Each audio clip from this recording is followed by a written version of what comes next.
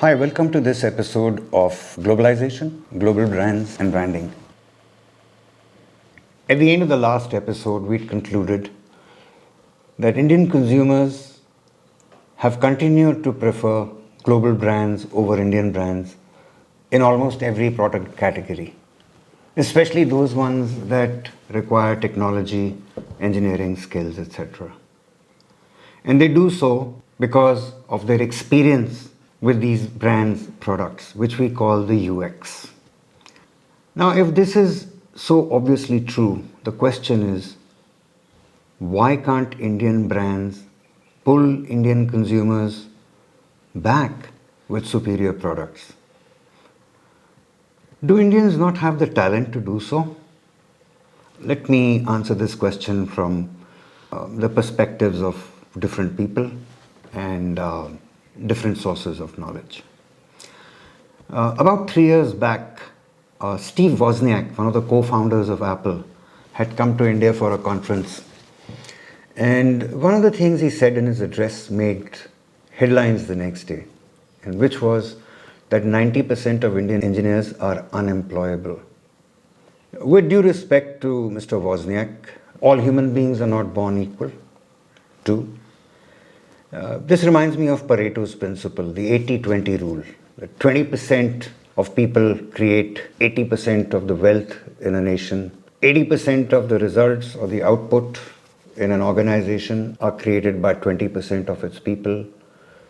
Another point of view, if you look at GRE and GMAT scores, which are an international benchmark for measuring the aptitude of students who are about to join college, specifically in the US, Indians rank in the top 10% and have been doing so for decades. The only other country that can match India in this achievement is China.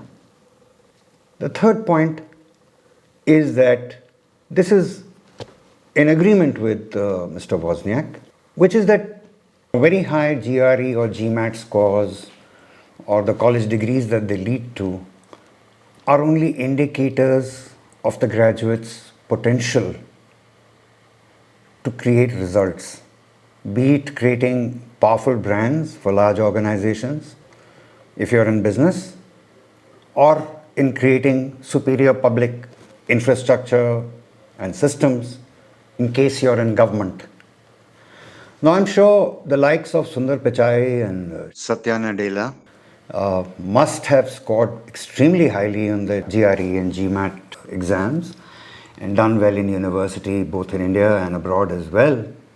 For them to be able to produce results year after year, to be able to win the confidence of the founders of organizations like Google and Microsoft in this case, to appoint them as CEOs.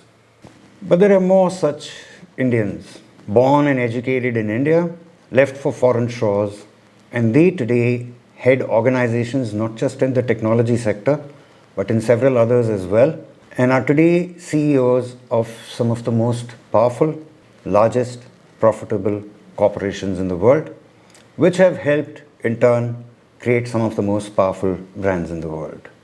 So why did such obviously talented Indians leave India and find their fortunes abroad? Some may say it's about money.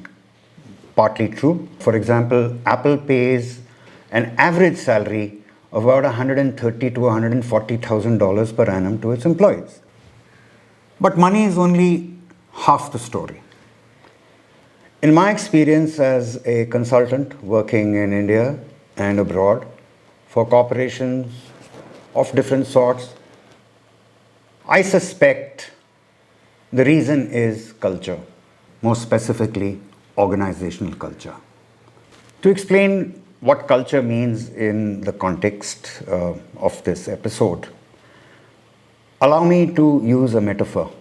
Now, to grow fruit, you need a seed. And for that seed to grow into a plant or a tree before it can bear fruit, it needs fertile soil. Now, obviously, a lot of these seeds that were born in India, raised and nurtured in its soil, chose to be transplanted into a nursery thousands of miles away from India's shores. And that nursery is Silicon Valley.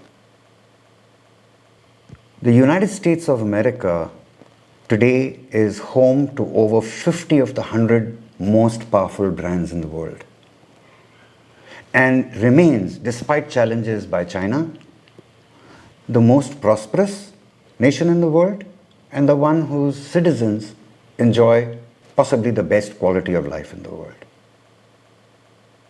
What is it about American soil that attracts talent from across the world in countries where it's been nurtured, grown to realize part of its talent, and then blossom and yield rich dividends, fruit, in the United States of America? Maybe a fruit like apple. So what's been India's weakness here? Let me try and explain with another example. It's been almost half a century or maybe more since an Indian won the Nobel Prize for Sciences, and that was C.V. Raman. About 2 decades back, another person, Hargobind Singh Khurana, won the Nobel Prize for cracking the DNA code.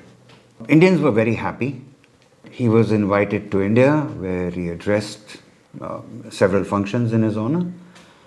And finally, he went back to his village in Punjab, where the village people had organized a kind of a celebratory function to honor him in person.